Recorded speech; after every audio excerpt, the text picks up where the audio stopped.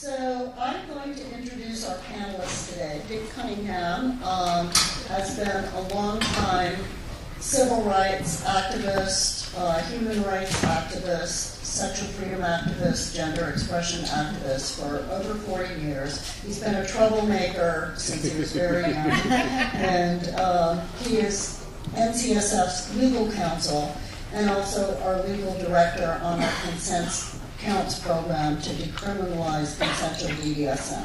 So he'll be talking about that as part of today. Rudy Serra is also a longtime civil rights activist and LGBTQ activist. He is the author of the well-known book about police misconduct against gays called, appropriately, Bag of Fag. And also we have Kate D'Amato, who has been really working for quite a while on sexual rights for sex workers, and has worked a lot with the Urban Justice Center in New York City. She's just started her own project that she's working on, and she'll tell you a little bit about that. They can give you a little more history of themselves as they go through. And Renee Estabrook is a widely diverse person as far as not only having law degrees, but also doing a lot with sexual and domestic violence. So I will, with that, let them get started. So, Rudy? Thank you, Judy. Well, as Judy said, my name is Rudy Serra. I'm a former judge from the city of Detroit, the third busiest trial court in the United States, and have been in the practice of law for about 33 years. I served as chairman of the Executive Clemency Council for the Michigan Department of Corrections, reviewing thousands, literally thousands of requests for pardons, clemency, and that sort of thing for prisoners. I'm in private practice now today in Ferndale, Michigan, and proud to be vice chairman of the board of the Fern Care Free Medical Clinic, as well as a board member of the National Coalition for Sexual Freedom. I know you've all heard the words before, perhaps haven't memorized them and may not be sure where they're from, but it goes like this. We hold these truths to be self-evident, that all persons are created equal and are endowed by their Creator with certain inalienable rights, that among these are life, liberty, and the pursuit of happiness. That to secure these rights, governments are created among men, deriving their just powers from the consent of the governed. It's not the Constitution, it's the Declaration of Independence, and it's been litigated many times that it's not enforceable. They don't want us to be able to actually assert our right to the pursuit of happiness, but it's the foundational document on which our government and legal system is based, and it's founded on consent, the consent of the governed. The founders of this government were demanding that they participate in the process of selecting who would govern them. Now, there certainly were a lot of imperfections, and you notice that I didn't quote it exactly. I paraphrased it, though accurately. They said all men are created equal, and I think for obvious reasons, we know that the concept goes beyond that. That concept of consent, though, is foundational, and it applies in other areas of the law other than sexual activity and BDSM. And it's important, I think, to understand how the law treats consent in some of those other areas, if for no other reason, to be able to compare it to how they may treat it in a case that you're involved in or that you know of. And the first area that consent has always been an essential and foundational is medical treatment. You know, if a doctor touches you without your consent, it is a battery. A battery is unconsented, undesired touching, which in the medical context means that if my religious belief is that I can't have a blood transfusion, and the doctor says, without it, you're going to die, the doctor is required to honor my refusal. Competent adults have the right to refuse life-saving medical care. That is not a controversial proposition. That's been the law for a long, long time. And in the medical field, it's been very well recognized. I served on the board of an organization called the Ethics Institute at Mercy College, where I taught health law as well. And these concepts of the right to decline life-saving medical care are important in the development of a whole new area of medical law about the right to die, the right of bodily autonomy that certainly includes reproductive rights, but also is now being pushed to the end of life, where an individual may be able to assert a rational, reasonable, non-pathological, non-morbidly depressed basis for deciding, I'd really rather die on Tuesday than Thursday. And if someone can assist me with that, should they go to jail for it or not? That's new stuff that hasn't been settled yet, but all goes back to that foundational concept of consent. The second area where where consent applies broadly is in the very ordinary area of contracts. Any contract is an offer of something with an acceptance of that thing. There's a consent. Consent sometimes is implied, sometimes it's explicit, and of course, the details of the consent always go with the details of whatever the contract is. It could be a service contract, it could be a contract for the sale of an item, but consent is the foundation of contracts. It's a meeting of the minds. It's a condition where we believe we've come to an agreement, and we try to reduce that agreement to writing. Certainly, the third and biggest area where consent has been a major issue in the law is in the area of crimes and criminal activity. In sexual, I believe as someone that's been doing this for 3 decades now, that our society and culture is essentially in hysteria over 2 major issues, sex and drugs. And we do not get rational, reasonable legislative responses to issues that involve either sex or drugs. In the area of consent and crimes, of course, you've got sex crimes. And I know Dick's going to be talking about this in a lot more detail because now authorities are dealing with the issue of consent in a more appropriate way in some activity. But like in my state, as I said, unauthorized touching is a battery. Many people don't know that an assault does not require touching. If someone believes that you could perpetrate unauthorized touching, you can assault them without actual touching. So in my state, there are certain areas of the body that are defined, we call it criminal sexual contact, which can be as minor as a misdemeanor or it can go up to a felony, depending on the details, the relationship between the people, including the power. Teachers and students, for example, have different restrictions than strangers, arm's-length strangers, because of a power dynamic. But consent has always applied in terms of the law of sex and the idea that an individual needs to be able to give consent.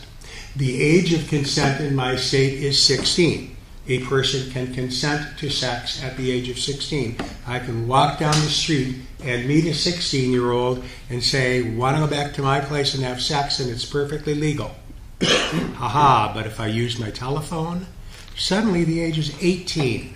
Not under state law, but because of federal laws that regulate the use of technology, computers. If I contact that person on an internet site, felony time, because the age is now 18. It's no longer 16, because you're not a grown-up until you're 18, and so you can't give valid consent. You can't sign a contract under the law until you're 18. That's just a quick general background of some consent issues in the law. What has always fascinated me about it is that in all of these discussions of legal consent, the law has said, well, it's true. You can consent to sex when you're 16. You can consent to this. You can consent to that. But you cannot consent to an injury. You get an injury, you're going to get prosecuted. So if you're having sex with someone and you injure them, your butt's going to go to the prosecutor's office. Well, I look around the room and I see all you people with earrings in your noses and in your earlobes.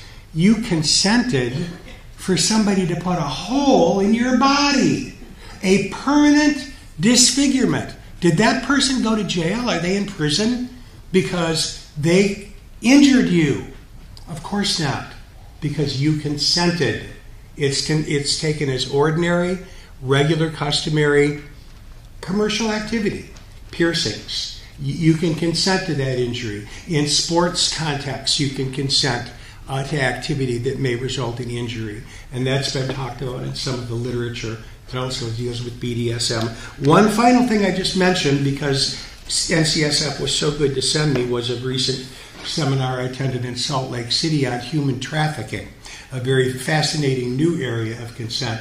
Those folks were exceedingly preoccupied with fundamentalist Latter-day Saints, and they brought in examples of consent this thick, written contracts of consent, and their whole point that they made over and over again: consent doesn't matter. Consent doesn't matter. And every time they said it, I wanted to jump up and say, but every time they said it, they'd follow it by saying, if there's a consequence to withdrawing the consent, if there's punishment if the consent is withdrawn, if the consent isn't real. Because the contracts would say things like, I consent to be wife number 14, and I give my entire estate to the master of the household, and I disinherit all of my family, all my children.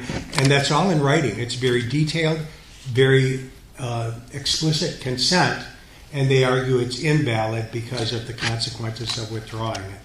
So sex trafficking and others on the panel may talk about that as another area where consent is being applied in the law. And I believe the next speaker is my colleague, Mr. Cunningham. We'll be circulating a website that you can go on to get the video entitled Rudy Sarah Meets the Mormons. I'm Dick Cunningham. I've been doing advocacy and civil rights and sexual freedom for a long time. I was with Woodhull. I've been with NCSF for a long time. And it's a big passion in my life. A major focus of my life these days is working with NCSF to decriminalize consensual BDSM. And why are we doing that? Some of you, I know there are a whole lot of legal scholars in the room. Those of you who are legal scholars know that back in 2003, the Supreme Court said that in order for society to make an act criminal, it has to have a legitimate societal purpose for doing that, and moral disapproval is not a sufficient societal purpose to do that. Those of you who are legal scholars know that there's something called the Model Penal Code, which has been adopted by most states to govern criminal prosecutions of all types. The Model Penal Code says that in a charge of assault, and most criminal prosecutions that grow out of BDSM incidents are prosecuted as assault. And in assault, consent can be a defense to assault unless serious injury occurs. And serious injury is defined quite severely as loss of life, threat of loss of life, permanent dismemberment, loss of function of major bodily organs, things like that. And while it's conceivable that you could have a scene that goes so haywire that something like that happens, you'd say to yourself, no, but God, we live in a great country. They can't morally judge us through the criminal law, and they can't prosecute us for BDSM unless we have some really horrible injury that flows from it. So we're okay, right? Well, didn't work out that way. And as it turns out, there has been no appellate decision with any court in the United States that has authorized consent as a defense in an assault case growing out of BDSM. Goes all the way back to the 1960s and 1970s, where you had cases which said that things like, well, the defendant argued that the submissive consented to this, but that had to be a mental illness if they consented to it. And of course, in those days, before we did a lot of good work, NCSF did a lot of good work, and others, to change the American Psychiatric Association's, the Psychological Association's definitions, we were considered to be nuts. The courts would say things like, yeah, serious injury. I find serious injury, and there was nipple clamps used here.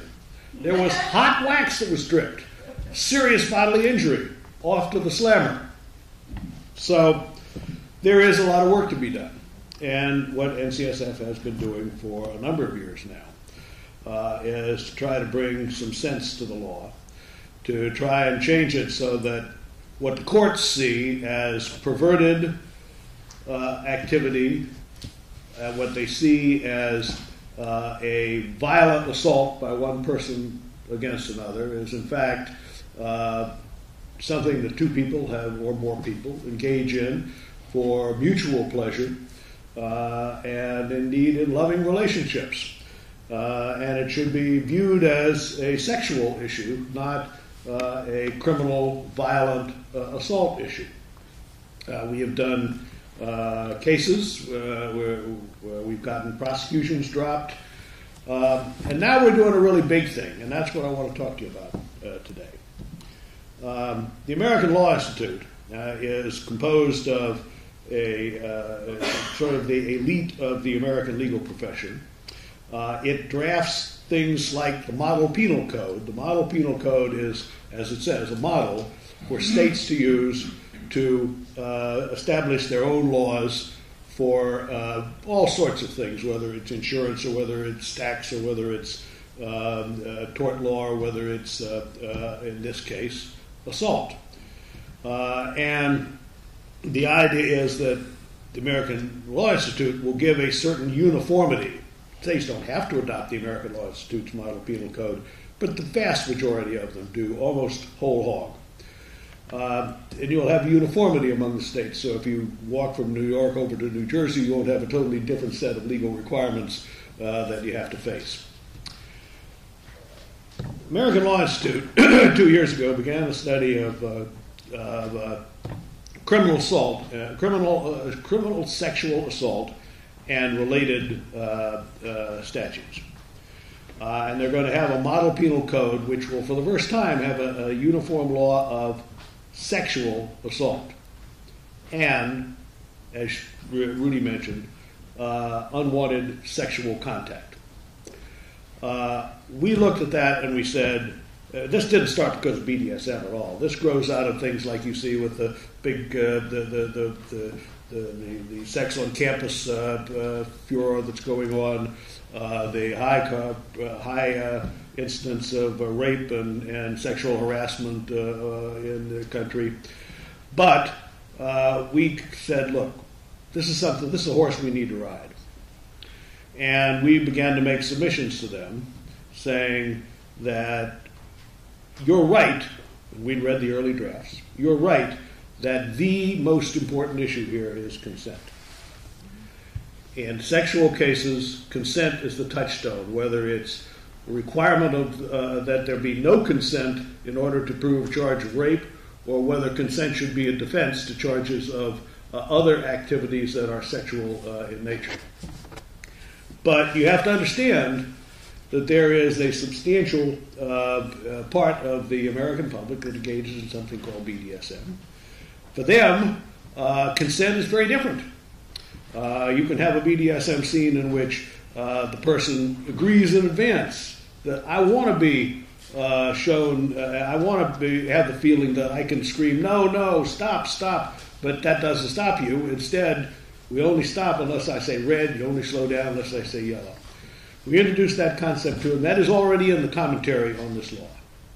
We are now moving toward putting into the actual law an understanding that BDSM will fall not as violent assault, but as one of the areas that they're putting together in this new model penal code.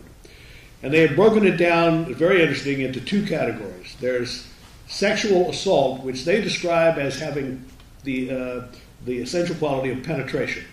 And what we said to them is, BDSM really doesn't belong there. Yes, there's sexual penetration in some scenes. Yes, maybe ancillary to the scene afterward there'd be sex. That's not what BDSM is all about. BDSM belongs in your other category of sexual contact, unwanted or injurious sexual contact. And they are right at the point of debating that now. And we've made major submissions to them. It will have the effect, if we can get them to adopt that, and they're very sympathetic. It's very interesting, meaning that we will now be treated not as violent aggressors, but as people engaging in a type of sex. That what we will be doing will be seen as appropriate unless it causes truly serious injury, and the consent will unambiguously be a defense. That's coming up this fall. I'm going to be going to these meetings, and I have to tell you that this is, for them, culture shock. And I'll give you one anecdote from the last meeting I was at, in which they were debating another part of the sexual assault laws, which had to do with oral sex. And the definition they had focused on insertion of the penis or a finger or something into the sexual orifice, or either the vagina or the anal cavity, and they had a group of people. I mean, these are mostly people in their 70s and 80s. A group of people who thought maybe that's not enough, so they had a 45-minute debate on whether it should be expanded to include licking. And I'm sitting there's a fellow next to me. I'm not a young chicken by any means. There's a fellow who's at least 10, 15 years older than me who leans over to me after these older people are up there speaking very intensely about this. He leans over to me and he says, you know, there's a lot of people in this room that don't seem to have mastered the technique at all. But these guys may not have mastered the technique, but we're making strides toward getting them to master the right view of the law. Could I ask you to read what we have submitted to them as informed consent? Yes.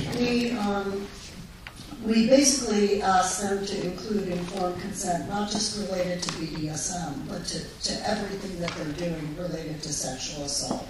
And this is the definition that we have suggested to them. Yeah, wait a minute. In general, for informed consent, the bottom needs to know, A, who will be involved, B, what is agreed to be done and not done, C, the potential risks, D, where and how the bottom will be touched, E, the location or venue where the acts will be conducted, and F, the procedure for stopping or moderating the acts. And we've come down really hard on this, and they see us as people who are on the side of the angels as they see it, and of course we are, but the reason they see it is because of our strong emphasis on consent. And that's one of the things that this community has, until very recently, not done in terms of making our situation and our views known to the general public. That is, to make the general public and the law community aware of just how focused on consent this community is. Hi, I'm Renee Easterbrooks. So how have I personally come to this issue of consent? At 6, I was physically abused by a family member, and I don't remember consenting. I didn't know it was wrong. As a preteen, I was sexually abused by adults, and again, I didn't know I had rights to not be. In high school, I found out that if you agree to go on a date with a boy to the beach at night, you have consented to be raped. I didn't know that. It wasn't until I was raped by my husband in a state in the South, which had not yet legislated against marital rape exceptions, and a policeman begged me to flee the state to avoid being raped or killed, that I realized that there was an issue and that this treatment was wrong. In my young life, I had finally started to learn that what was being done to me was without my consent and that it somehow really mattered. Hence, my advanced studies in martial arts at that time and my expertise in self-defense, which I've been teaching for 30 years around the world. hence my determination to become educated and self-sufficient financially. Hence my 30 years of advocacy for survivors of sexual and domestic violence, and my current career in the Academy as an ethicist, focusing on issues of consent and personal agency. In my incarnation as a law student, I was very fortunate to have worked for a very famous female judge in the criminal system in New York City and worked on very high felony crimes and learned a lot. And then I was fortunate to spend a year in special victims in Queens District Attorney's Office doing incredibly difficult but very challenging and rewarding work, helping learn how to protect victims and what it meant to consent to being violated. I was never more aware of my responsibility to my students, now in the Academy, as I was on November 9th of last year, when for most of them, their world as they knew it fell apart.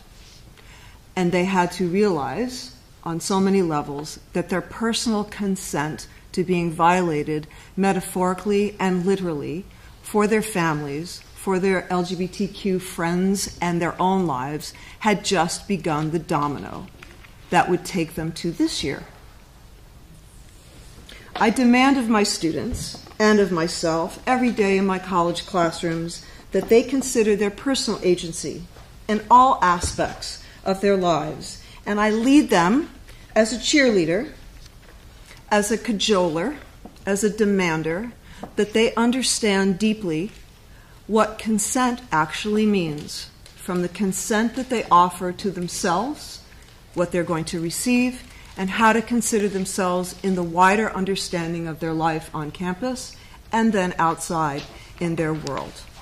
And as distasteful as this might be to some of us in this room, I am incredibly grateful to E.L. James, because 7 years ago, when her trilogy jumped out onto the market before she sold 100 million copies of her books, I'm using that word very loosely as an academician and as a writer.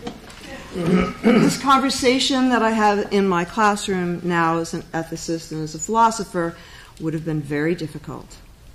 And yet, watching my students, male and female, walk across the campuses carrying copies of them, it offered me a unique opportunity to challenge their understandings of what was allowed to be done to them and how to make these considerations. So I bring to this discussion my personal experience as a survivor, having worked with survivors for 30 years, and now working in the Academy to hopefully prevent, in some significant way, the victimization of a new crop of young and interested humans. Thank you.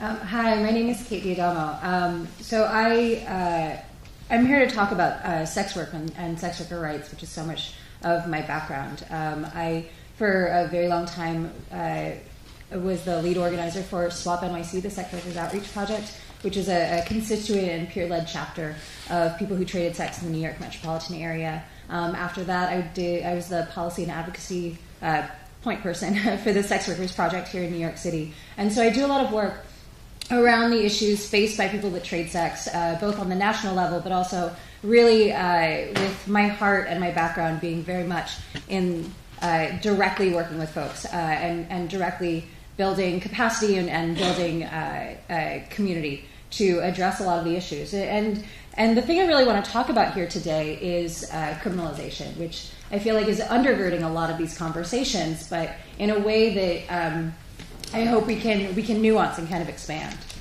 So when I say sex work, that really, for me, refers to anyone who trades sexual services for resources, be it money, be it housing, be it drugs, and any kind of sexual encounter or performance. So I want to be fully cognizant of the fact that that's going to encompass a lot of people who don't identify as sex workers. And so for me, this is a term of utility that I recognize is encompassing a whole lot of folks who may not personally identify that way. So if I encourage folks to use the language of sex work and sex worker rights, but with a full acknowledgement that that's not necessarily a term of identity for everyone who would fall within that definition.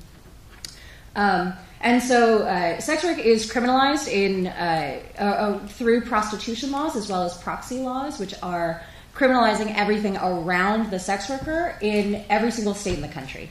It is not decriminalized in Nevada. There is a very specific form of legalization there. But we are the most criminalized in the Western world. We're up there with Iran and China. So congratulations.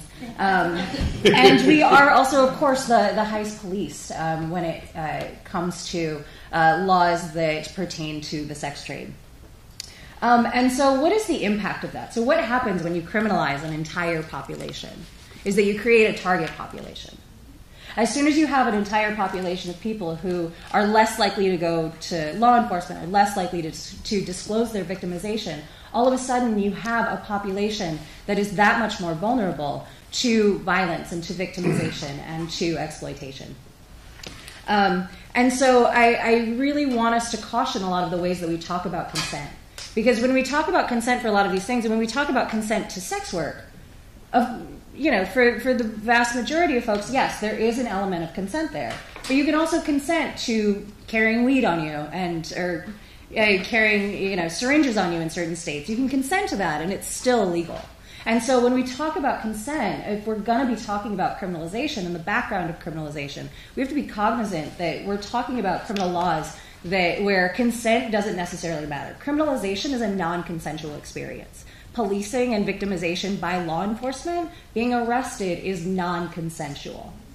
And so when we're talking about a criminalized population, our baseline is about an experience undergirded by non-consent. And so, and I'll get into this, but when we expand out from there, neither is poverty, neither is racial injustice, neither is gender injustice. And so while we talk about consent in a lot of ways that have to do with being able to articulate boundaries, to talk about the ways that we learn about our own boundaries and negotiate these spaces, we have to recognize that this exists in a context where the people overwhelmingly that we're talking about when we talk about sex work are impacted by non-consensual experiences every single day, which shape and form all of these questions of what consent looks like. I also work on trafficking laws. I'm not generally going to talk about trafficking laws because I only have 10 minutes, but feel free to ask me and talk about those if that's of interest. But so if we're going to be talking about sex work, and I know I was asked to come here to probably talk about things that were not about non-consensual law enforcement interactions. But so outside of that, there's a lot of different interactions that where consent is negotiated differently and has to be negotiated differently. If you know that you can't go to police to report this, you have to figure out a different way to navigate what those boundary violations are and what those boundaries even can look like. And I will also acknowledge that increases in policing lead to decreases in negotiation. When they looked at a community of street-based workers who had been policed at about the same levels for decades at that point, when they looked at what happened during increases in policing, and this was not increases in policing for prostitution arrests, but for arrests of clients, the first thing that happened was your negotiation time with that client, because it was out in public, because it's the thing that's being looked for, all of a sudden went down. And that predominantly impacted how much people were charging, what acts they felt comfortable talking about. Because if you're afraid you're talking to a cop, you're probably not going to be explicit about what can and can't happen, as well as condom negotiation, which went from being a default experience for those workers in that area to something that was all of a sudden a negotiable experience. And condom use actually went down after that.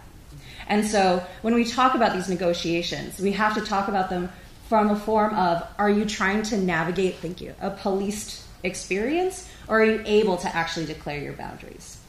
And so sex workers are kind of amazing. The thing about sex work is that you wake up every day and you decide that you're going to hustle to fix your situation. And that's why I love working in the sex worker community. And so you figure out other ways. And so things like bad date lists, where central hubs are able to take information about clients. Things like, what was their phone number? What did their make and model of the car look like? Even if we're talking about folks who are street-based, what did they look like? What name did they give? Are there any other distinctive factors that can be passed around to the community? Developing other security mechanisms around screening, like figuring out where someone works. Because if there's a chance that I might not go to the cop, but I might go to your boss, you're less likely to do something. getting references from each other, are all ways that sex workers have been able to try to address those situations. The other thing that really is important to talk about here is stigmatization, which has a massive effect on how sex workers not only are perceived, but how their boundaries are respected. There was one study that came out that looked at places where sex workers were talked about. There's this assumption of like immoral versus moral, the perpetrator versus the victim.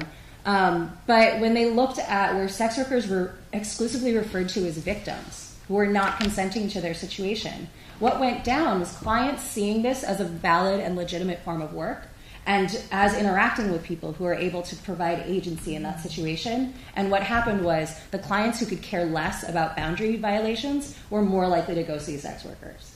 And so the number of negative interactions went up, because all of a sudden you're already accepting that victimization as part of your experience, as opposed to saying, I'm going to see someone, I'm going to pay them, I'm going to get what I want, and everything's going to work out. And so when we talk about sex work, we have to talk about agency, we have to talk about self-determination, and we have to talk about that as a population who is put at risk by a lot of other factors that are not inherent to engaging in sex work.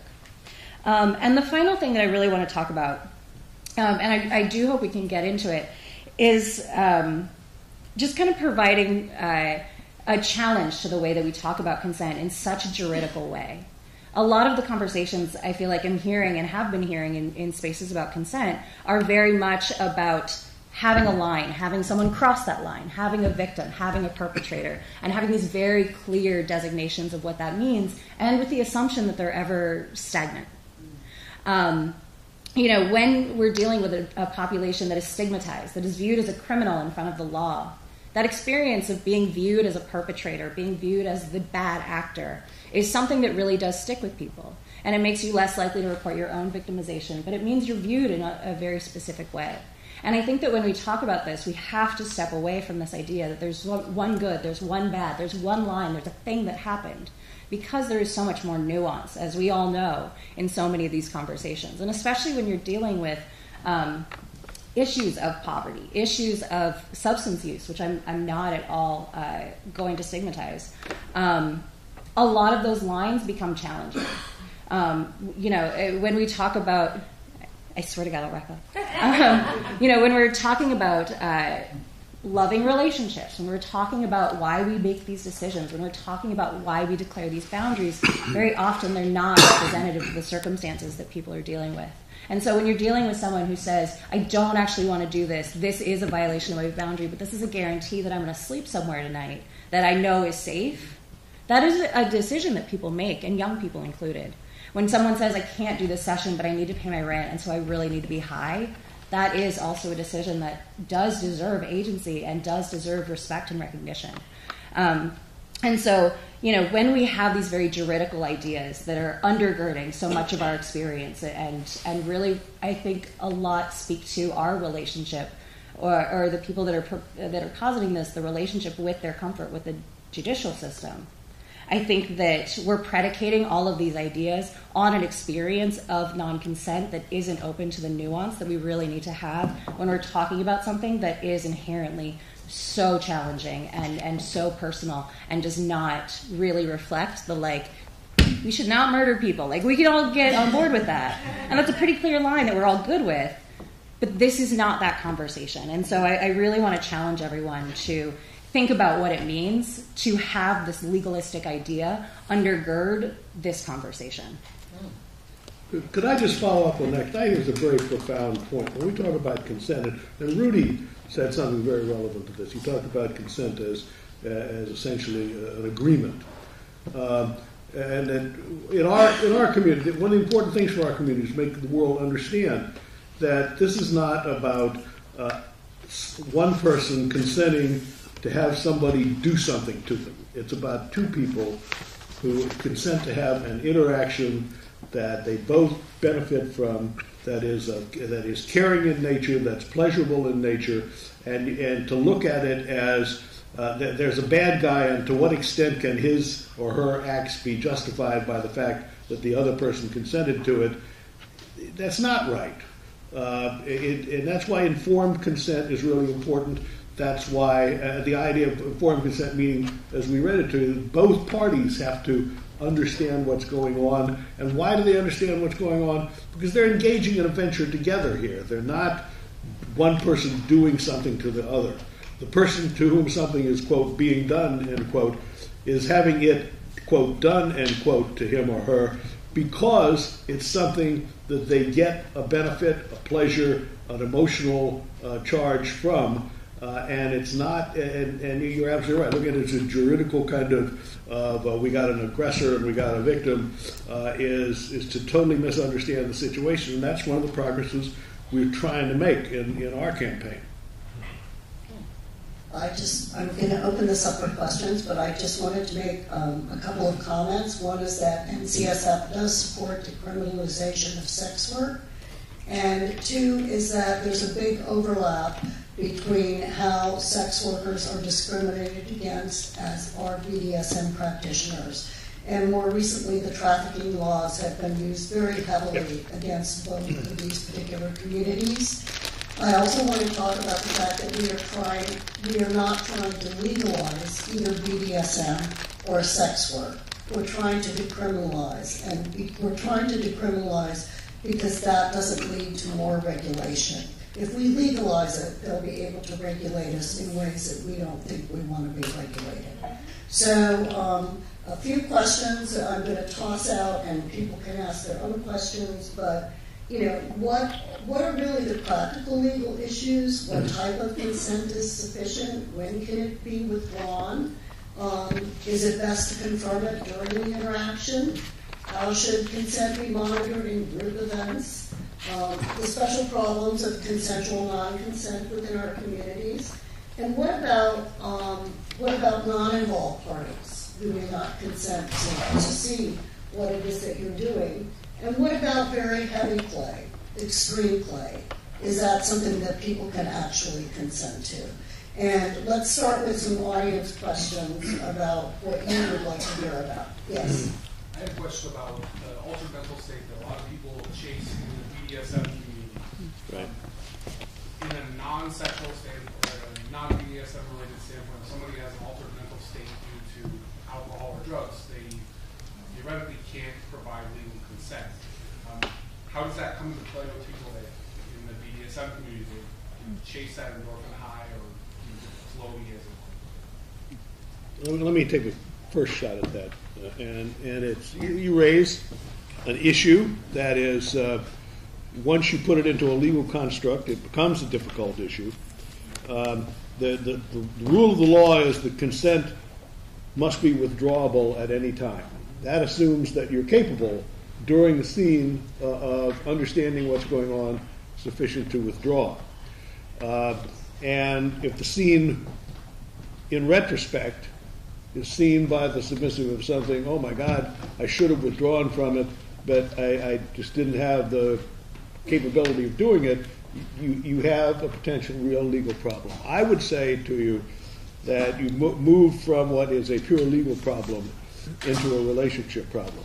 And I think that underscores the two-way nature of BDSM interaction. And that is, if you're a top, you must be sensitive to the extent to which your bottom may be reaching a point where he or she can't tell you, hey, this isn't what I wanted. And you need to have enough sense of that, to understand enough about the bottom, to mitigate, to tone down what you're doing. And your responsibility, you should understand that at that point, your potential legal responsibility is increasing. So it's not just your concern for the bottom that makes you do this, but it's your concern for your own legal responsibility. There's several things come up like hypnosis and stuff like that. You want to say? So my question is, obviously in regards to federal laws for citizens, it's pretty clear, cutthroat what you were describing on the panel. What about for those who technically aren't citizens of the United States, people who are either here on job visas, or what kind of protections are there for them who are participating in BDSM, but they don't technically have the same rights as us? Conviction of any crime that's sex-related makes an individual immediately deportable. I'm not an immigration attorney, but I know enough about immigration law to know that when I have an individual, which I recently did, represent an individual accused of a prostitution crime who is not a citizen, and had to tell the judge, Your Honor, I'm not competent to tell this man whether to accept the deal because I don't know if he's going to get deported.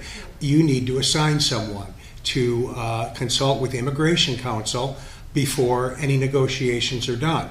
And that was done, and the individual then pled guilty to a crime that did not make him deportable. But the immigration issues are completely separate issues. They usually come up in the context of criminal law, and you need to have somebody that knows the interaction of the two. Going back to the whole issue of consent, alcohol, and drugs, I also deal with people who have guardians, and they're not capable of giving consent. There are certain people who can't. There are mental health issues that are involved here, and this is a bit of a digression, but because we're talking about mental health, one of the very current fads in the law enforcement field, the National Association of Forensic Counselors, for example, is very, very into the idea of sex addiction. You're a sex addict. That's causing your problems. And that apparently is based on what one would consider junk science. But it also ties into all of the other issues of mental health and ability to give consent, and to what extent an addiction, might impair someone in that. Kate, could I ask you to chime in on that last question? From the standpoint of strictly whether there's a different standard of what is assault or what is consent applied to a non-citizen versus a citizen, theoretically it shouldn't be different in a criminal prosecution, but I have a sneaking suspicion it doesn't quite work that way. No, so that's actually a great question about the rights of non-citizens. And I will echo that prostitution and related crimes are deportable offenses. And prostitution in particular is a crime where you cannot, so let's say you're on a specific kind of visa where you can adjust your status after a number of years to citizenship. If you've engaged in prostitution, in I think 7 years before that adjustment, you can't even adjust your status. If you're a non-citizen coming into this country, you have to fill out a customs form, and it says, have you ever engaged in prostitution? And even if you're from a country where it's legal, if you check that box off, you're not allowed into the country. So for non-citizens engaged specific to sex work, the bar is significantly higher because it's considered a crime of moral turpitude. And so actually for folks like your clients, a lot of times it'll have to do to finding the right plea deal so that they're not deported. As far as being victimized by crime, if you are undocumented, there are certain things called victims of crime visas where you report that you've been victimized by a crime. You get a very special kind of visa. So similar to, so trafficking visas are like that, where they say, you can stay in the country, you'll get this visa, you'll get certain benefits attached to it. The problem is, as we know, everyone breaks a minimum of 7 laws a day generally. Every single person in here, minimum. Crimes that are not policed for really aren't crimes in the end. They just don't matter. We all jaywalk.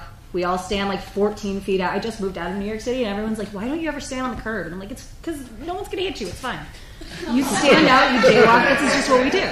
And so, but because it's not policed, it doesn't count as a crime. And so what happens is if there are crimes that are not policed for, like crimes against undocumented folks, then generally what happens is no one's reporting these crimes. When ICE raids go up, reporting goes down. And so undocumented folks are specifically at very high risk for being victimized by violence, by exploitation, by a lot of different crimes. And just to put it into context, there's a study that just came out, and there's a study that will be coming out, that looks at reporting for specifically domestic violence by undocumented folks and reporting of trafficking. And both have been decimated since Trump took office. And it's because of the rhetoric. It's because everyone knows that ICE is gunning for folks. And so people have stopped reporting crimes because also, who's going to be the witness in your situation, but probably a lot of other undocumented people from your community. And so even if you get the victim of crime visa, no one that you brought in to corroborate that story did, and they all got deported. And so when we talk about, technically you're supposed to have the same rights, even if you're a non-citizen, if you've been victimized. Whether or not that plays out has everything to do, once again, based on your privilege of going to the only system that will validate that, which is the state. Just remember the first words out of candidate Trump's mouth when he announced he was going to be a candidate was, as to immigrants from Mexico, they're rapists, they're drug dealers, they're murderers. Some, I suppose, are nice people, and that's been his consistent theme. I want to briefly respond to the question about altered states and responsibility and consent. So we have very good statistics in the last 20 years that sexual assault, violence, interpersonal violence, and DV on campus is influenced in an intense way. Around 80% of all of those acts that are reported, there's alcohol involved, which means that you can't consent if you've had alcohol. You're also not supposed to be able to drink in New York unless you're 21, and if you're 17, 18, 19. And then to overlay on top of this, I'm a little bit of a science geek, and my students hate me for it, but their prefrontal cortices are not fully online until they're 25. They don't have the complete ability and the computers internally to make executive decisions that will be beneficial in the short and long term.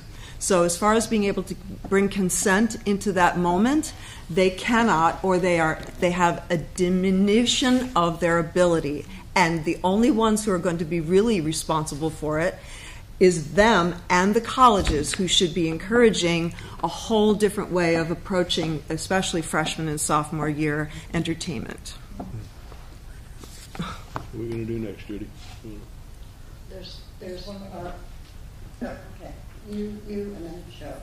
First, I just wanted to make a brief comment that NCSF and the American Association of Sexuality Educators, Counselors, and Therapists have taken position statements against sex addiction as a scientific concept precisely because of the importance of altered states and research about that, and the importance of alcohol in the general society's sexual consent problem. It's very important that the discourse about that, which is basically religious and values-based, not be conflated with scientific discourse. And that supports the concept of consent, even if you haven't got a 25-year-old prefrontal cortex. Yeah, and I just want to comment that sexual addiction is kind of our worst nightmare that's hiding in the background right now, because it's a multi-billion-dollar industry in the United States. In Massachusetts, there was a court case about consent back in the 70s. I don't know all the details, but it was called Appleby is how it was filed. So it's on the books. There was a reaffirmation of it maybe 2 or 3 years ago. Someone, a lawyer in our area, wrote about it. If the changes to the model penal code are adopted by a state, how are things like that affected? Do those go away all of a sudden? Or do they have to be retried in court to get those kind of decisions? You mean previous convictions? Not a conviction, The appellate decisions. The appellate decisions? Yeah. The law has to be interpreted as it is on the books now. And so presumably if the laws become inconsistent with a past decision, the past decision yields to the new law. There is always going to be a certain community within the judges, within the prosecutors, that has a moral disaffection for BDSM. I mean, nobody really believes that dripping hot wax or putting on nipple clamps is serious injury. That's prejudice talking there. And you still have to fight that battle. And what you have lawyers for in this society is to find ways to misinterpret the law so your clients can get what they want. And if your clients are a bunch of moralistic jerks, then you'll have lawyers and judges and everything trying to reinterpret the law. The other thing you have lawyers for is try to make it more difficult for those people to do that. the other thing is that what we're trying to do is put this in a different category than all of those legal cases. They were all prosecuted as assault cases, and we're suggesting that we should be treated as sexual assault, sexual conduct under sexual assault. Right. Cheryl had a question. Yes, to circle back once again to the issue of impairment and consent. As we have discussed, the bottom in a scene will get, frankly, impaired over the course of the scene, if it's a good one. And so, since that's our goal, and we know that it happens, and we're educating lawmakers about our lifestyles, how do we educate them without giving them tools to use this fact against us and say, well, clearly that bottom was impaired, that was the point of the exercise, and as an impaired person couldn't give or continue giving consent during the course of the scene. Well, let me take a little shot at that because it is clearly a difficult issue.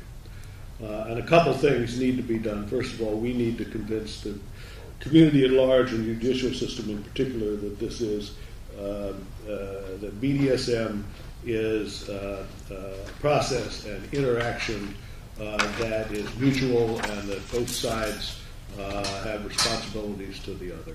We also need to have people in the scene understand that as you're if you're a dominant and you're submissive is clearly going into deep subspace, you need to be even more sensitive to what the limits were that you agreed to before and what your sense is of your submissive's red lines. These things only come up, remember, if something happens that is sufficiently serious to warrant some criminal prosecution. The woman who says, I was violated, they lifted up my skirt.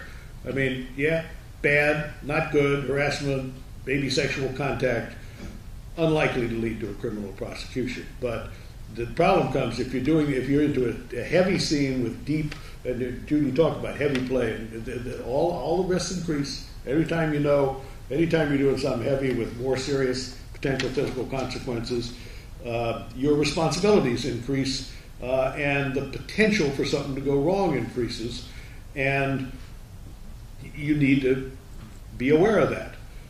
There's nothing lawyers can do to shape the law so that if something goes really wrong in a scene and your submissive ends up dead, that you're not going to get prosecuted. The law ain't going to do that for you.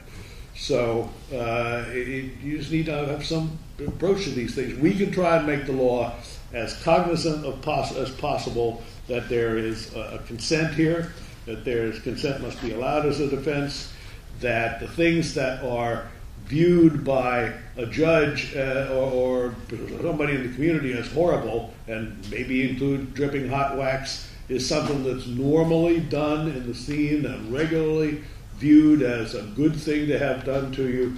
All of those things we can do, but to get to a risk-free world is not going to happen. I'd like to see if any of the other panelists want to comment on that particular topic, because this is really an important topic, I think. Right. So one of my concerns working with young people and also people who are new to the scene who might be older but they have fewer than 3 years is this notion of renegotiating scenes after subspace has been tickled, our inability to consent, and the importance of learning this either by watching, hearing, having classes.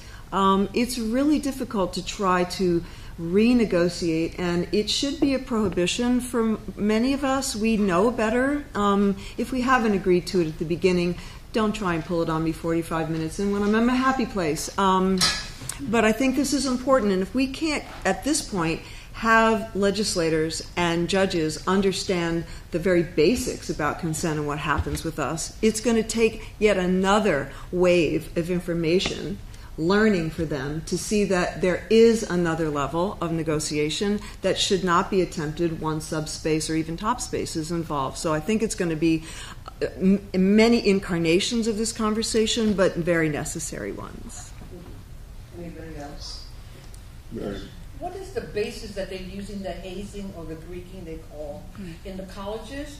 And is that going to be a very strong case as for consent?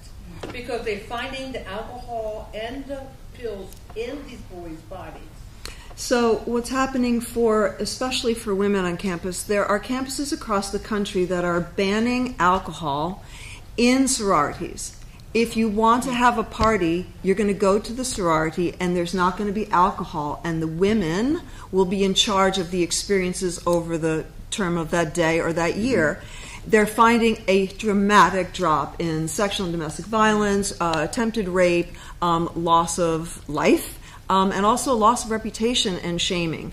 I think there's something to be thought of with the administrations, but it's very difficult. The people who have the biggest voice are the parents who are paying $65,000 a year to send their children to not being taken care of. And they're still kids, and they still need to have guidance and cheerleaders who understand the limitations of their ability to consent because they don't know what they don't know. There's another ALI project on sexual misbehavior on campus, too, which we're participating in that, too.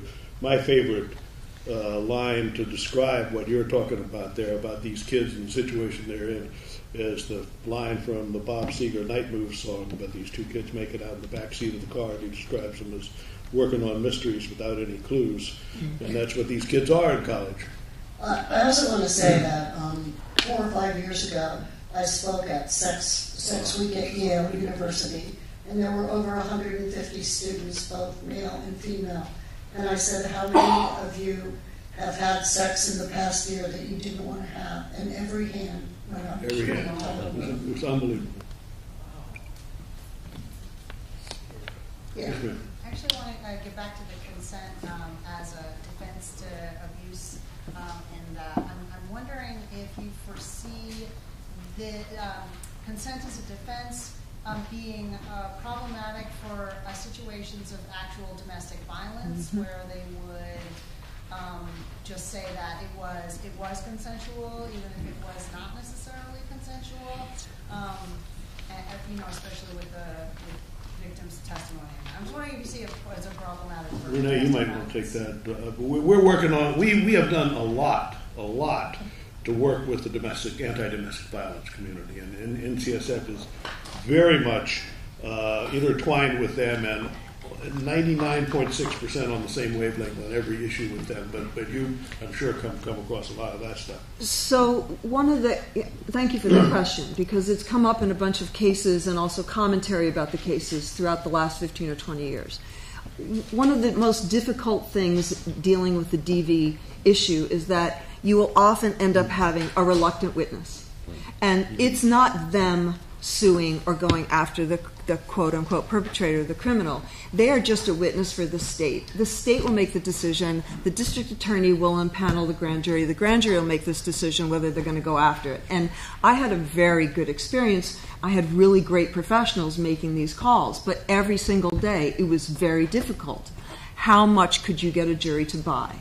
Are there any mitigating circumstances? Because every time, my fellow legal experts here will understand, voir dire is real, it's difficult. How are you going to convince an impaneled group of people that you have a reason to move forward with this? It's really difficult. And if you're going to drop the understanding of consent in, did she consent to being beaten up and now she can't redo, this is something that was part of our domestic relationship, power exchange, it becomes really complicated. It's going to end up being in the hands of ADAs, and you want your ADAs to be as informed as possible. I think I've done a lot of reading in the last couple of days to prepare, and I just wanted to say that I was a little disappointed, I'm speaking in a very minimizing way, that judges around the country are making important decisions on the federal and state levels, have no idea about this community. They don't know our practices. They don't know long-term successful relationships. They haven't had the opportunity to learn. And I think that is a really important road that we need to, aggressively move forward with. It's also difficult for prosecutors who don't understand this. Like, let's take caning as an example. I said you could cane me on my ass. I didn't say you could cane me on my calves. And so the consent violation, if they had agreed to being caned, and it wasn't there. And the prosecutors typically are just not willing to try to go into a court to explain something they don't even understand themselves. One of the points I'd make on this is that if we can succeed in moving this into a sexual assault category, which is a new category, a lot of states don't have sexual assault laws, just have assault laws. One of the things that may help address is the unwilling witness problem, because you get rape shield laws, you get the protection against the exposure in court and all of that, and you get more willingness to come forward. Yes. I think I also want to kind of contextualize some of this, because that is a massive problem that we know that people who are in horrific domestic violence situations aren't necessarily comfortable calling law enforcement, or what is more likely to happen is they understand what it means to be involved in law. Like, this isn't an uninformed choice not to call the cops. It's a very informed choice not to call the cops. And so when you're talking about, reporting that as abuse, reporting that as a consent violation, regardless of how extreme it was and regardless of how extreme it might be seen or sold to a jury, the ramifications of doing that and in being involved in a system where you are, and your restoration as a person is so deeply secondary, is something that has to be contextualized. Like, we're talking about a moment and what happens around that moment, but without talking about what happens more broadly. And if you reporting means that the father of your child is going to get deported, that is a factor that comes in, and maybe that moment's over. Maybe you genuinely don't think that moment's ever going to happen again. And so you coming forward and calling the cops and having that happen to you and having that long process and having your child be without a father, all for an instance that is in your past that you think you can deal with that might never happen again, that is a calculation that people have to make. And so while I think it's important to talk about obviously all of these considerations, I think the larger ramifications of the context in which they happen is something that we really do have to consider. And especially, when it's, am I going to report this? Maybe I actually don't feel like that person needs to be removed from kink parties. Maybe reporting a consent violation means that I lose access to this relationship. Maybe reporting that consent violation means I also lose my community and my friends, or I force someone else to have that experience for something I'm still navigating. I think we have to really contextualize that what we're talking about when we say consent is a moment, but it happens within a very complicated and very nuanced spectrum of a lot of different decisions that have nothing often to do with, was my consent violated? Okay. So this one's more of a CNC-based question. There are people, obviously, who play very, very heavy to the point where they'll actually consent to not have safe words in their scene. Where does that line become drawn then? Because you're consenting into that moment to not have that out, and then you have buyer's remorse afterwards. Where's the protection for the top in that scene who negotiated everything prematurely, including not having that safe word? Up to you, Rudy. Well, the protection in that case is basically good luck. Yeah. There are certain areas where the law has taken an adamant position that your consent just isn't going to count. The use of drugs is a perfect example. Like I said, we have a hysteria about sex and drugs. No matter how much consent you get, the law is not willing to say, go ahead and use heroin. Now, we know in other cultures and other societies that level of consent is allowed, that the society says you have that bodily autonomy, you have that choice. In this society, we do not. And a question, that you were asking in back about the bottom getting into that heavily impaired space, the consent issue pops its ugly head much earlier, because the becoming impaired in and of itself, if the authorities were aware of it, is an illegal act, and they would take action, regardless of whether there's any sex, whether there's any injury. It's just illegal per se. so we can educate, but we're not miracle workers, right? That's the brutal truth is that there are some lines that are there that you cross at your risk. There's no safe way around. That we're not normally miracle workers, but Judy and some of the others I meant who lawyers. have done miracle work. I'll tell you just a quick story about one case, and that was in, I think, your office when Linda Fairstein was running it. Richard Brown. I was with Richard Brown. Well, you were with Richard Brown. Okay, Linda good. was in Manhattan. She was Manhattan, right? Okay. So Linda, in a previous case, had a run-in with Susan Wright and Judy, and told them you're never going to prosecute a consensual BDSM again. And then all of a sudden, Judy gets a call from Fairstein and says, "This one's so over the top. I gotta prosecute." What happened was this couple had been in a long-term relationship, loving relationship, played really, really heavy, broke up, no hostility in the breakup except the custody issue, which was the custody of the videotapes. And he was a big, prominent Manhattan lawyer. She thought these were things that were really important to her. She wanted to keep them. He wanted, of course, to burn them. And so she goes to the police, not to complain about BDSM, but to get some help in getting custody of the tapes. And she gets this old Irish cop who's saying, "Well, why do all the weirdos come to me? What is all this about?" And he says, "By the way, what's on these tapes?" And she starts telling me, he says, "Let's go down to the interview room and put this on the record." And she lets the word masochistic abuse or something like that slip out of her mind. And next thing you know, the guy is indicted. And Linda sends the tapes to Judy. And the tapes showed this really heavy play. They don't show the milk and cookies afterwards. They show the really heavy play. Whole fantasy was he's this demonic beast.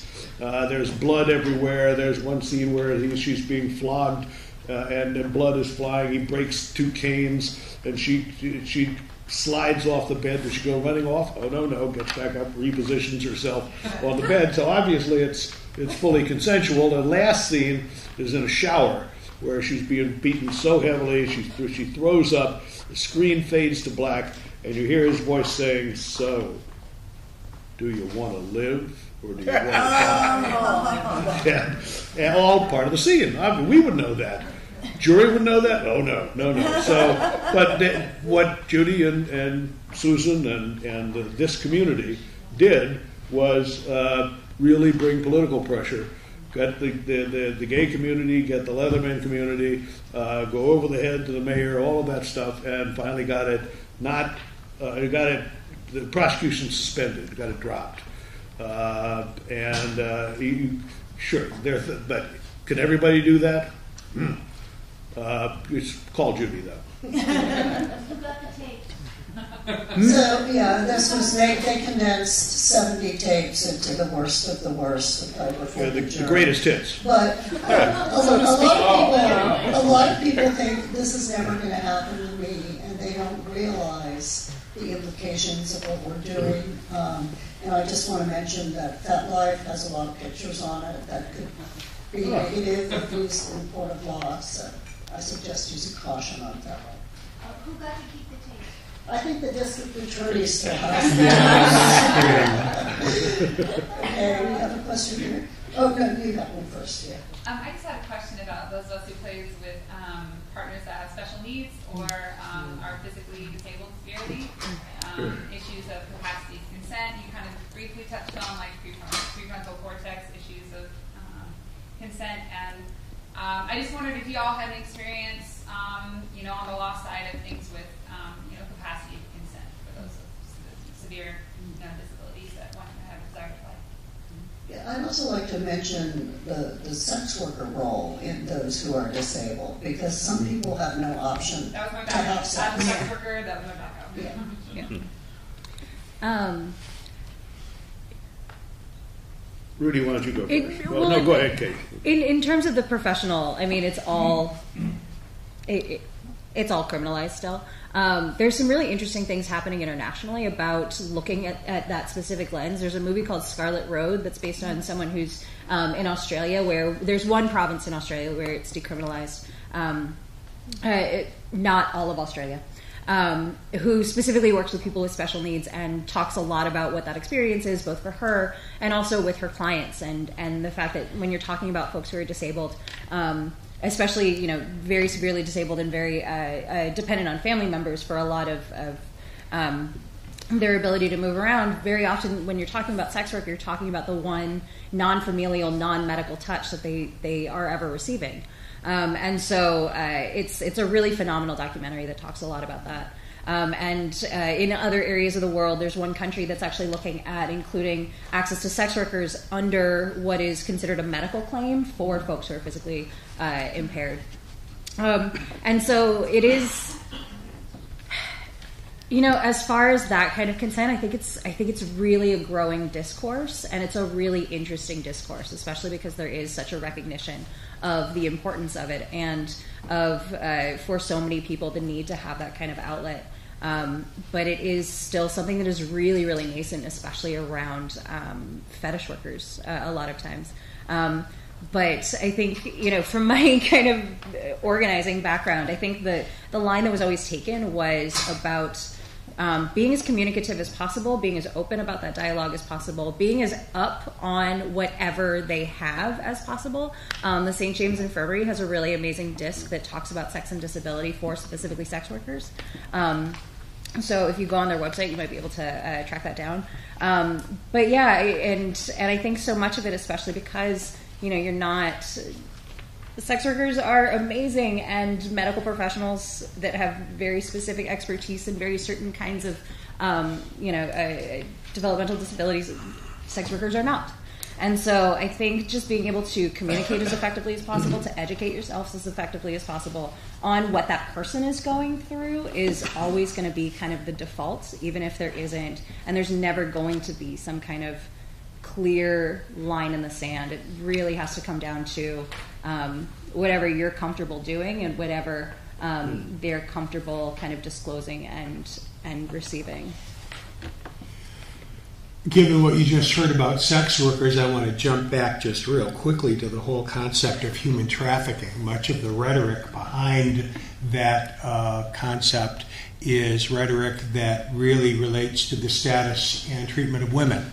The idea that no woman could possibly choose this, that it must be something that's involuntary, and disregarding a choice that's made because it's made by a woman.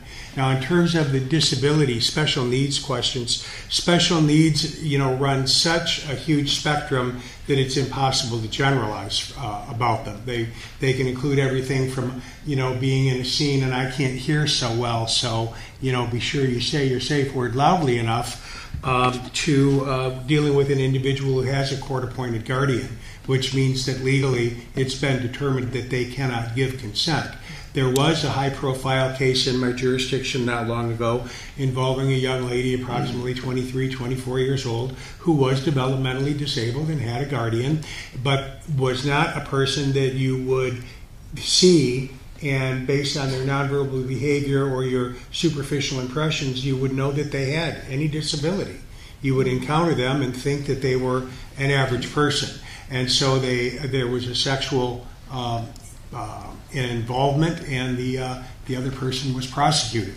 The fact that the individual's impairment was not visible, was not apparent, that they didn't know about it, was no defense, and they're convicted.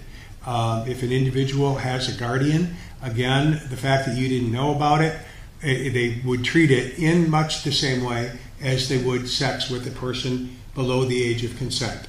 The fact that Mama showed you a birth certificate that said that she had her 16th birthday last month, and Daddy said that she was over 16, and she said she was over 16, it was all a lie, but you're going to jail anyway because it doesn't matter. It's strict liability. If she was under 16, it's felony time.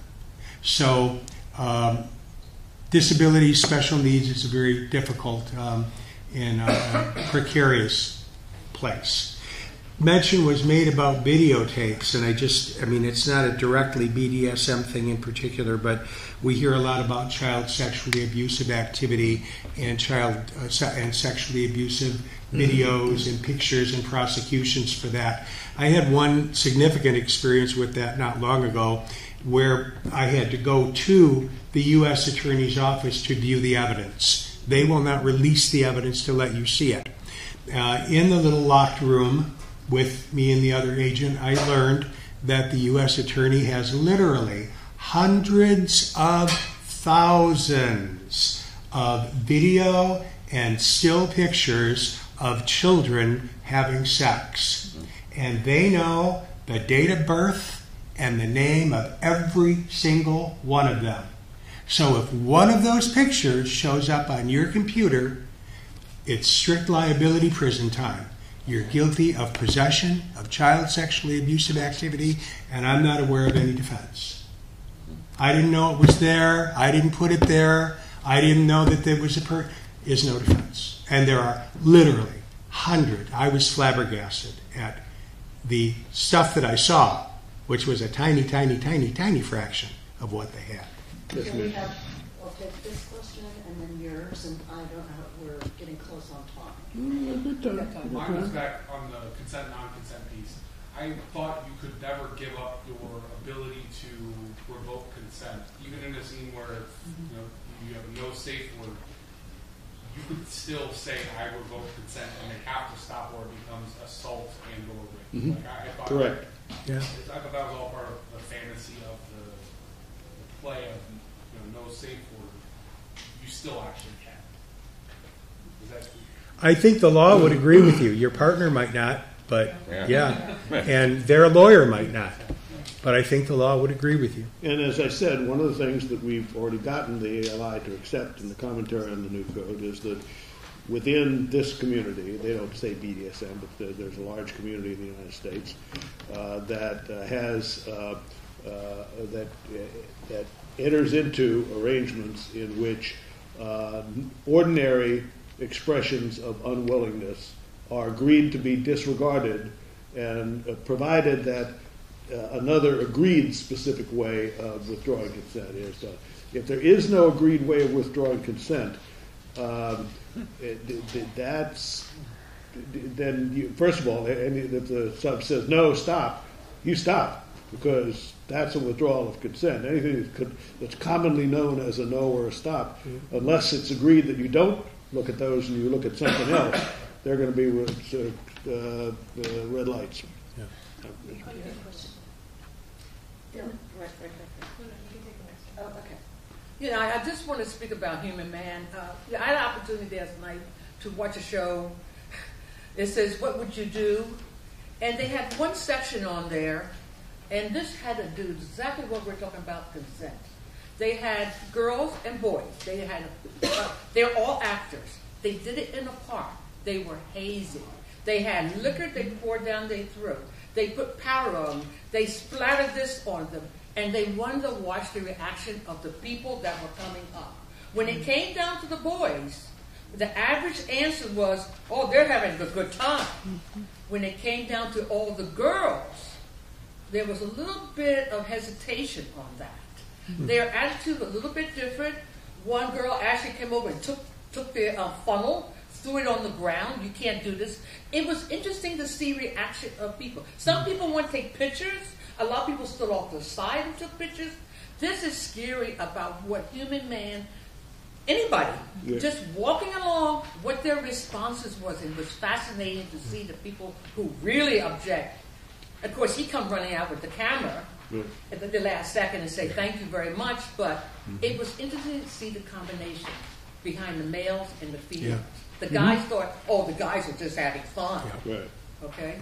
I just had to be through that. We saw that last night. That was okay. Oh, one thing on the girls, and they made one girl says, well, I agree to this. I consent to this. She forced her to say that, right to the people who were standing there. Going, you consent to this? So it was very interesting how they act this out. Sir. I want to talk about racquetball. Racquetball. Oh, I'm sorry. Racquetball? I'm sorry.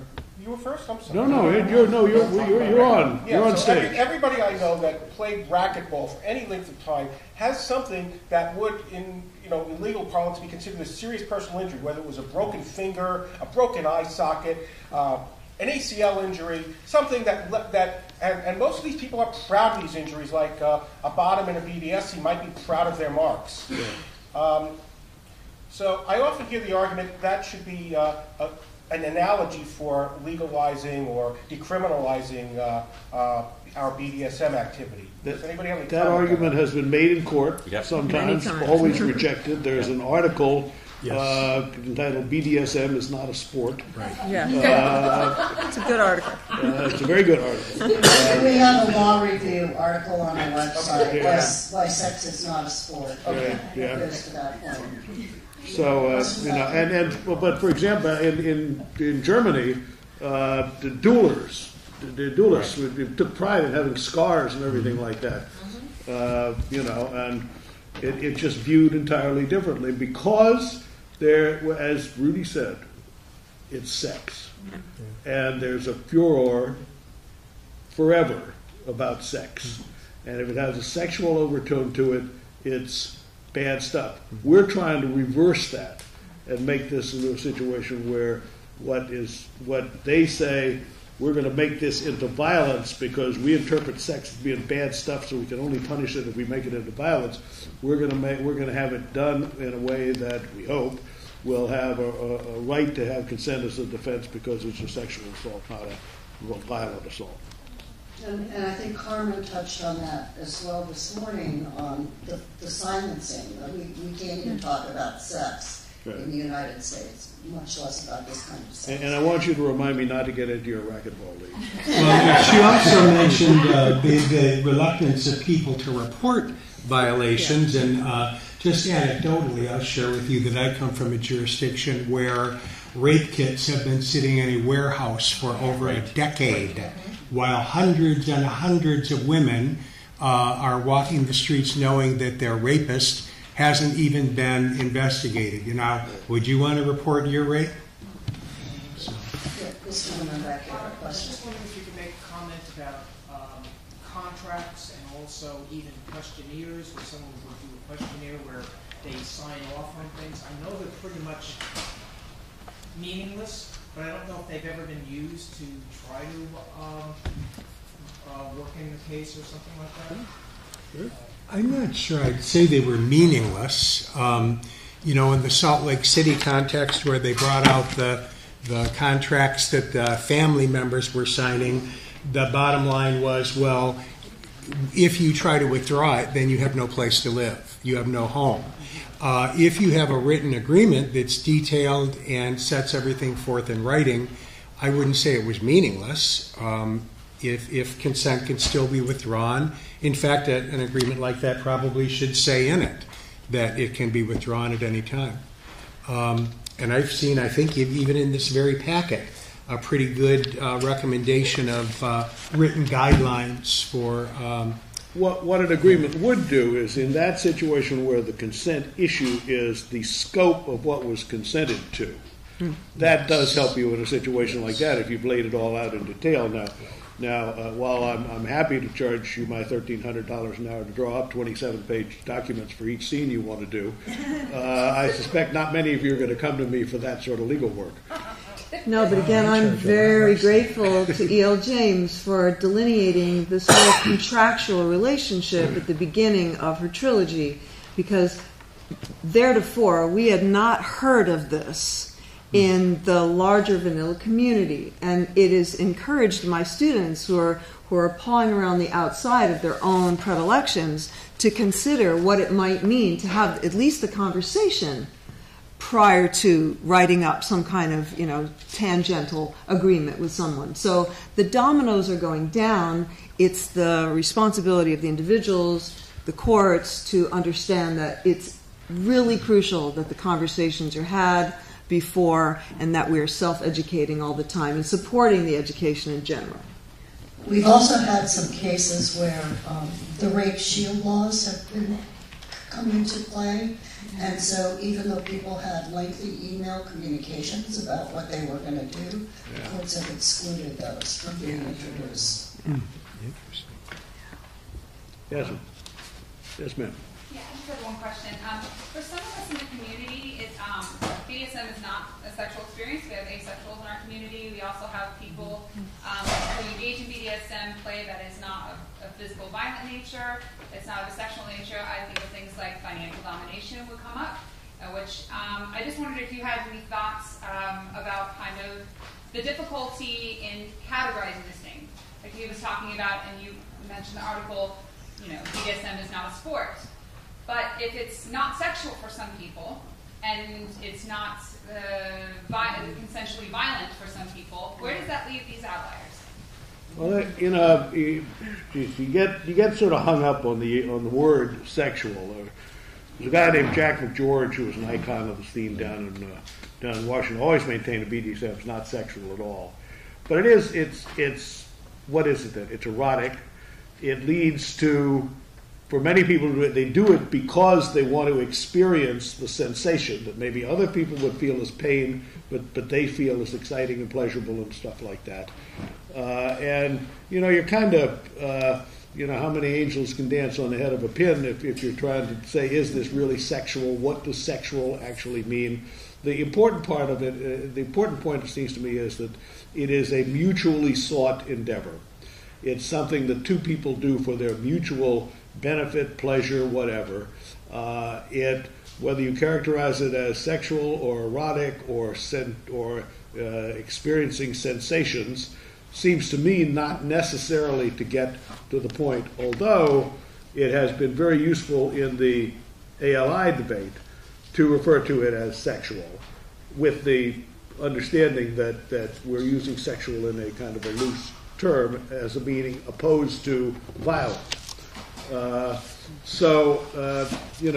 wouldn't get hung up on the definition of sex too much. Otherwise, you're going to end up like Bill Clinton saying, "I did not have sex with that." Well, you know the sexual relationship. I do have clients that are asexual. It's Yeah. not a sexual experience. It's about connection.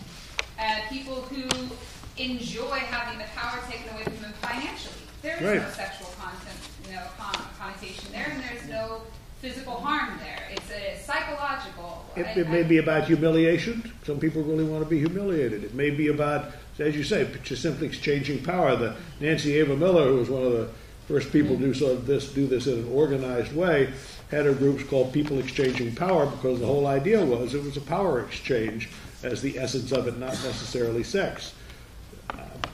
So all of those things are right.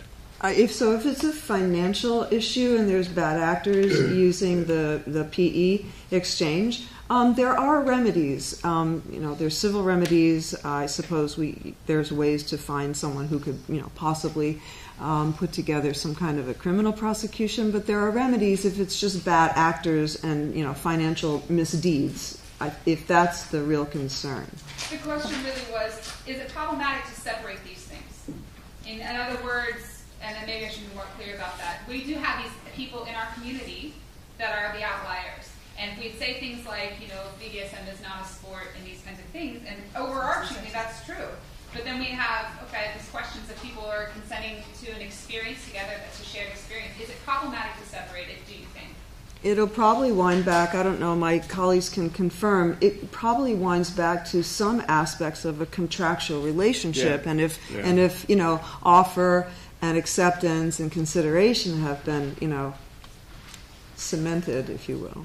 Also, the term sexual contact, as it's been defined under sexual assault, does not necessarily mean there was any sex involved. Yeah, for example, let me give you one of the instances hanging up the ALI. One of their principles is that for you to touch a person in a situation where you have reason to believe that person doesn't want to be touched is an unwanted sexual contact, and while a misdemeanor, it is a criminal offense. Here's the situation. They say, okay, you're standing in a line for a bus. In front of you is a obviously Muslim woman wearing a chador, Muslim garb, and you are chargeable with knowledge that Muslim women do not like to be touched. You tap her on the shoulder, say, is this where I get the bus to Brooklyn? And the next morning the cops show up at your door and to charge you with unwanted sexual contact. And everybody at first was hoo-haing that and then said, wait a minute. Of course, that all gets wrapped up in anti-Muslim bigotry and all sorts of things like that. So but still, that has no sexual content whatsoever. But it's viewed as in their way they're setting out the new law as a type of sexual contact. Burke. Do you have a comment on Yeah. that? I think you're right. I think that creating these delineations about what is and isn't sex is really problematic because they're all so intrinsic. The fact that sex work is even encompassed by understanding of sexual freedom is saying that we understand sex work, but only or almost exclusively from the view of the client and from the view of a third party as opposed to as an act of labor. And so I think making these kind of artificial delineations about what is erotic and what is sexual is really a space that isn't necessarily useful. And I think very often, especially when we're talking about legal terms, we use sex as a proxy for privacy. We use this understanding of like, this is what sex is, and therefore it's private, and therefore it has all these legal connotations to it, where sex work is not a private act, it is a public act. It is an exchange of services that should be regulated in the same way that any other profession is, which are also public acts. And so, when I think one of the problems is that we come from this legalistic society that is very litigious. And so many of our questions are, where is this line? Well, what if this is happening? But if no one's policing for it, if it's not being policed, if no one is reporting this to cops, if that Muslim woman, the idea that a Muslim woman in Brooklyn would call the cops against a stranger who's probably a white cis man who encountered her at a bus stop is I think, a little problematic. Or to consider that not a violation because you don't experience it as one is also problematic. And so, when we make these artificial delineations, I think it's very often because we come from a very litigious space and want to apply that for ease to something that is often as nebulous as community. And so when we're talking about who does and who doesn't belong, and when we force people to the edges, when we marginalize folks, whether we're doing it because we don't understand asexuality, or we don't understand financial domination, or we're uncomfortable with their gender designation, or we don't create space for folks to feel comfortable in a kink world because of the way that we're enacting things like humiliation and the way that we're enacting things like, what does safe space mean if you're a person of color watching a slave narrative? What does a safe space and a comfortable community mean when someone says, I'm going to degrade you by using the term whore? And so I think that when we take these lines and we say we need to create something really clear that says who is it and who isn't community, and what is and what isn't consent, and what isn't a violation, very often we're trying to employ something that feels really comfortable to us, which is a criminal jurisdiction, and apply it to a space where that might be easy for some of us, but it is really inappropriate when it comes to the formation of something as basic and as intrinsic and as non-rigid as community. I'm a lawyer, of course. We get referred to as whores all the time, so I have a different take on some of that. But I wanted to bring. I'm sorry. That actually. Whore is a very specific word that is used. I know. In very specific communities. Absolutely. And the more that it is that's permissive in these spaces and in BDSM. Get rid of it. I agree. I'm with you. But I wanted to come back because you said you weren't going to talk about trafficking. And I think we ought to mention trafficking and just say that it is a concern of this community, because trafficking is law that is, it's so clearly the fundamentalist, moralistic right sees trafficking as a toy that they can use for sexually related enforcement of their rigidity. They do it in your community. They do it in the BDSM community too. There are at least 2 trafficking cases in which, let's say you're in the master slave community. You meet on the internet somebody in California who wants to explore being a slave with you.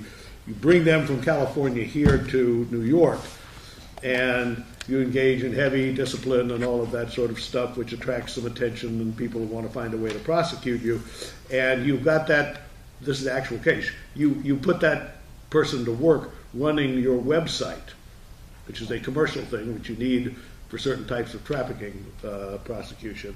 All of a sudden, you find yourself prosecuted for trafficking.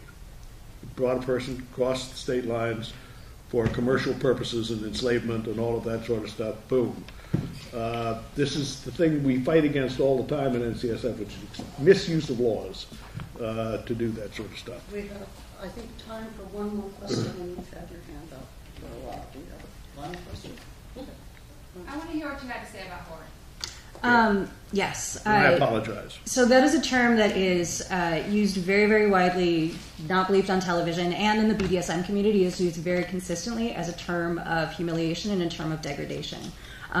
It is a term that is not being applied overwhelmingly to the BDSM community. It is very specifically applied to people that trade sex. It comes from the meaning of people that trade sex. It is overwhelmingly applied especially to people profiled as such.